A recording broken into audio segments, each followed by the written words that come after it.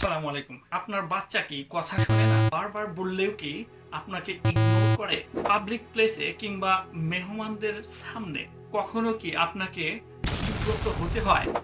আমরা অনেক সময় রাগের মাথায় চিন্তা করি আমার বাচ্চাটা খুব দুষ্টু। কিন্তু সত্যটা হলো বাচ্চা খারাপ নয়। শুরুতেই একটা জিনিস ক্লিয়ার করি। ইসলামে প্যারেন্টিং শুধু একটা দায়িত্ব নয়, এটা একটা আমানত। রাসূলুল্লাহ সাল্লাল্লাহু আলাইহি ওয়াসাল্লাম বলেছেন, প্রত্যেক সন্তান ফিতরাত নিয়ে জন্মায়, সৎ প্রকৃতি নিয়ে। তার বাবা-মা তাকে ইহুদি, খ্রিস্টান বা অগ্নি পূজক বানায়। সহিহ বুখারীর একটি হাদিস। এর অর্থ কি দাঁড়ায়? আমাদের বাচ্চার ভালো মন্দ আচরণ গড়ে ওঠার পিছনে আমাদের ভূমিকা অনেক বড়। আর আল্লাহ তাআলা যখন আমাদেরকে এই দায়িত্ব দিয়েছেন, মানে তিনি আমাদেরকে সেই ক্ষমতাও দিয়েছেন। আমি আপনি ক্যাপেবল এবং যোগ্য, শুধু সঠিক পথ লাগবে। একটা জিনিস আমরা মাঝে মাঝেই বুঝতে পারি না, আমরা খুব সহজেই বাচ্চাদের উপর একটা লেবেল লাগিয়ে দেই। যেমন, ও খুব জেদি, ও একদম অবাধ্য, ও আমার কথা শোনে না। কিন্তু আসল সত্য কি জানেন? ও এখনো নিজের আবেগ বা ইমোশন আর নিজেকে নিয়ন্ত্রণ বা সেলফ কন্ট্রোল শিখছে। আমাদের কাজ শুধু বকা দেওয়া কিংবা শাসন করা নয়, আমাদের কাজ হলো এই স্কিলগুলো ধৈর্য ধরে শেখানো। ও শিখছে আর আমাদের কাজ হলো তাদের গাইড হওয়া।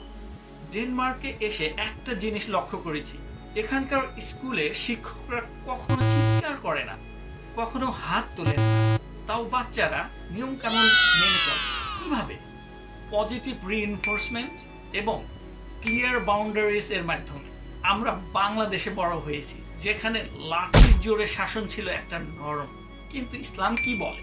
তিরমিজি শরীফের হাদিসে এসেছে, রাসূলুল্লাহ সাল্লাল্লাহু আলাইহি সাল্লাম বলেছেন, যে ব্যক্তি ছোটদের স্নেহ করে না এবং বড়দের সম্মান করে না, সে আমাদের দলভুক্ত নয়। জেন্টলনেস কিংবা কোমলতা, এটি ইসলামের শিক্ষা। মডার্ন সাইকোলজি এবং আমাদের নবী সাল্লাল্লাহু আলাইহি সাল্লামের শিক্ষা এই একই কথা বলে। একজন বাবা হিসাবে আমি জানি, যখন দেখি নিজের বাচ্চা অন্য কারো সাথে খারাপ আচরণ করছে বা অন্য বাচ্চারা ওকে এড়িয়ে চলছে, তখন বুকটা ফেটে যায়। রাইট? খুব অসহায় লাগে। বিশেষ করে আমরা যখন প্রবাসী, পরিবার থেকে অনেক দূরে, দাদা দাদি, নানা নানি কেউ পাশে নেই, একা হাতে সবকিছু সামলাতে হয়। কিন্তু বিশ্বাস করুন, তখনই সবচেয়ে বেশি প্রয়োজন আমাদেরকে শান্ত থাকা এবং ওকে সঠিক পথ দেখানো। আর মনে রাখবেন, আপনি কিংবা আমি একা নই, আল্লাহ তাআলা আমাদের সাথে আছেন। এবার আসি তিনটি প্র্যাকটিক্যাল টেকনিকে। প্রথম টেকনিক, স্টপ মানে স্টপ। এই বাউন্ডারি শেখানো। দূর থেকে চিৎকার করলে কোনো কাজ হয় না। বাচ্চার কাছে আসুন, বাচ্চার উচ্চতায় নেমে আসুন, একটু নিচু হয়ে। রাইট? বাচ্চা যদি এভাবে দাঁড়ায়, আপনি এরকম হয়ে নিচু হয়ে দাঁড়ান সেম লেভেলে। তারপর ওর চোখের দিকে তাকিয়ে শান্তভাবে কিন্তু দৃঢ় গলায় বলুন স্টপ। তারপর ওকে 4টি স্টেপ কিংবা ধাপ শেখান। নাম্বার 1, শরীর থামাও। যদি সে শরীর মুভমেন্ট করে বা রাগে হাত পা ছোড়াছুড়ি করে, তখন ওকে শান্ত করুন, শরীর যেন স্থির হয়। নাম্বার 2, হাত নিচে নামাও। নাম্বার 3, আমার চোখের দিকে তাকাও। সে যদি অন্য কোথাও কনসেন্ট্রেট করে বা চোখ অন্যদিকে তাকায়, আপনি তাকে বলুন আমার দিকে তাকাও, look at my eyes. Step number 4, একটা লম্বা শ্বাস নাও। আপনার বাচ্চাকে বলুন একটা জোরে নিঃশ্বাস নাও। মনে রাখবেন, এটা কোনো পানিশমেন্ট কিংবা শাস্তি নয়, এটা একটা টেকনিক। বাসায় শান্ত সময়ে যখন কোনো সমস্যা নেই, তখন এটাকে একটা খেলার মতো করে শিখিয়ে ফেলুন। রোল প্লে করুন, প্র্যাকটিস করুন। এই পদ্ধতিটা কিন্তু আসলে ইসলামিক সবর বা ধৈর্য প্র্যাকটিস করার মতো। আল্লাহ তাআলা বলেন, হে ঈমানদারগণ, তোমরা ধৈর্য এবং সালাতের মাধ্যমে সাহায্য চাও। সূরা বাকারা 153 নম্বর আয়াত। বাচ্চাকে থামো, জোরে শ্বাস নাও, এসব শেখানো মানে তাকে জীবনের চ্যালেঞ্জিং মুহূর্তে সবর করতে শেখানো। এটা শুধু আচরণ নিয়ন্ত্রণ নয়, এটা ইসলামিক চরিত্র গঠন, আখলাক বিল্ডিং। এখন আমরা কথা বলবো দ্বিতীয় টেকনিক নিয়ে, সেটা হচ্ছে রিওয়ার্ড সিস্টেম, পজিটিভ মোটিভেশন। আমরা সাধারণত বাচ্চারা ভুল করলে অনেক রিয়্যাক্ট করি, রাইট? কিন্তু ভালো কাজ করলে সেটাকে আমরা কতবার সেলিব্রেট করি। গবেষণায় দেখা গেছে শাস্তির চেয়ে পজিটিভ রিইনফোর্সমেন্ট ৫ গুণ বেশি কার্যকর। আমরা কিভাবে এটা করতে পারি? একটা জাস্ট আইডিয়া, একটা সিম্পল স্টার চার্ট করুন। একবার বলাতে কথা শুনলে একটা স্টার দিন, সুন্দরভাবে খেললে একটা স্টার দিন, আপনি যখন স্টপ করতে বলেন বা স্টপ মানলে একটা স্টার দিন। ৫ থেকে ১০টা স্টার যদি সে জমা করতে পারে, ওকে একটা রিওয়ার্ড দিন। যেমন হতে পারে ওর প্রিয় কোনো activity, ১৫ minute extra screen time, বা ওর পছন্দের কোনো একটা স্ন্যাক্স। মনে রাখবেন, শাস্তির চেয়ে উৎসাহ বেশি কাজ করে। রাসূলুল্লাহ সাল্লাল্লাহু আলাইহি সাল্লাম বাচ্চাদের সাথে অত্যন্ত কোমল ছিলেন এবং তাদেরকে ভালো কাজে উৎসাহিত করতেন। একবার তিনি তার নাতি হাসান এবং হোসেনকে তার পিঠে চড়ে খেলতে দিয়েছিলেন। এটাও এক ধরনের রিওয়ার্ড। পজিটিভ রিইনফোর্সমেন্ট ইসলামের সুন্নাহ।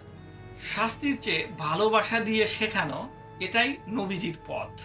এখন আমরা দেখব তৃতীয় টেকনিক, ইমোশন কোচিং বা আবেগ বোঝা। এটা একটা গেম চেঞ্জার।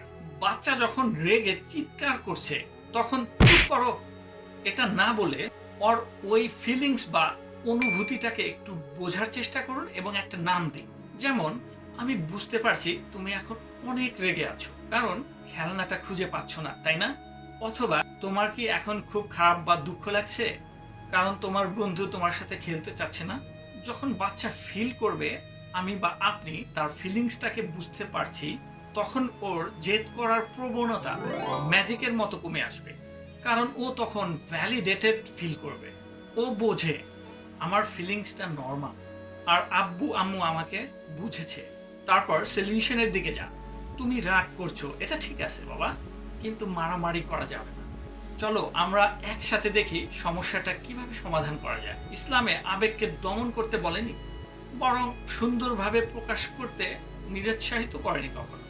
রাসূলুল্লাহ সাল্লাল্লাহু আলাইহি সাল্লাম নিজে কেঁদেছেন, রাগ হলে চুপ থেকেছেন, আনন্দে হেসেছেন। মানে আবেগ খুবই স্বাভাবিক। বাচ্চাকে ইমোশন আইডেন্টিফাই করতে শেখানো মানে তাকে আল্লাহর দেওয়া ফিতরা, প্রাকৃতিক অনুভূতি বুঝতে এবং হেলথি উপায়ে প্রকাশ করতে শেখানো। এটা ইমোশনাল ইন্টেলিজেন্স এবং এটা পুরোপুরি ইসলামের সাথে মিলে যায়। এবার একটা বোনাস টিপ, যদি দেখেন বাচ্চা অন্যদের সাথে মিশতে সমস্যা করছে, তাহলে বড় গ্রুপে না নিয়ে মাত্র একজন বন্ধুকে নিয়ে প্লে ডেট ঠিক করুন। ছোট পরিবেশে সে সামাজিক নিয়ম কানুনগুলো ভালো শিখবে। Sharing, taking turns, being kind, মানে শেয়ার করা, দয়া হওয়া। টেকিং টার্নস মানে হচ্ছে ধরেন একটা খেলনা একবার ও খেলবে, আবার ওর ফ্রেন্ড খেলবে, আবার ও খেলবে, আবার ওর ফ্রেন্ড খেলবে, এরকম টার্ন, এক একজনের টার্ন। যখন শুধু তার টার্ন আসবে তখনই শুধু সে ওই খেলনাটা দিয়ে খেলবে। সব সময় একা খেলা যাবে না। আর স্কুলের টিচারদের সাথে কথা বলুন। স্কুল আর ঘর উভয় জায়গায় যদি একই নিয়ম ফলো করা হয়, যেমন একই শব্দ স্টপ বা ওয়েটিং ব্যবহার করা হয়, তবে বাচ্চার উন্নতি খুব দ্রুত হয়। কনসিস্টেন্সি ইজ কি। ডেনমার্কে আমি দেখেছি যখন ঘরে এবং স্কুলে সেম অ্যাপ্রোচ ফলো করা হয়, বাচ্চারা খুব দ্রুত শেখে এবং আরো কনফিডেন্ট হয়। শেষে একটা কথা বলি, বিদেশে হোক বা দেশে হোক, একা হাতে বাচ্চা মানুষ করা এত সহজ নয়। বিশেষ করে যখন লোকে কি বলবে এই ধরনের মানসিক চাপ থাকে। মেহমানের সামনে বাচ্চা কথা না শুনলে আত্মীয়রা কি ভাববে, এই ভয়ে আমরা অনেক সময় খুব বেশি কঠোর হয়ে যাই। কিন্তু মনে রাখবেন, আপনা বা আমার বাচ্চা খারাপ না, সে স্রেফ একজন শিক্ষার্থী। সে প্রতিদিন শিখছে, আর আপনি তার প্রথম এবং একজন গুরুত্বপূর্ণ শিক্ষক। আল্লাহ তাআলা আমাদের দোয়া শিখিয়েছেন, রাব্বানা হাব লানা মিন আজওয়াজিনা ওয়া যুররিয়াতিনা কুররাতা আইয়ুন। হে আমাদের রব, আমাদের স্ত্রী এবং সন্তানদেরকে আমাদের চক্ষু শীতলকারী করুন। সূরা ফুরকান ৭৪ নম্বর আয়াত। আপনি যদি ধৈর্য ধরে ভালোবাসা দিয়ে ইসলামিক আদবের সাথে গাইড করেন, ইনশাআল্লাহ সে হবে আপনার চোখের শীতলতা, দুনিয়াতে এবং আখিরাতে। আর সব সময় মনে রাখবেন, তাওয়াক্কুল। আপনি এবং আমি আমাদের সর্বোচ্চটা চেষ্টা করব, বাকিটা আল্লাহর হাতে। তিনি সর্বোত্তম পরিকল্পনাকারী। তিনি আপনার এবং আমার বাচ্চার প্রকৃত রব।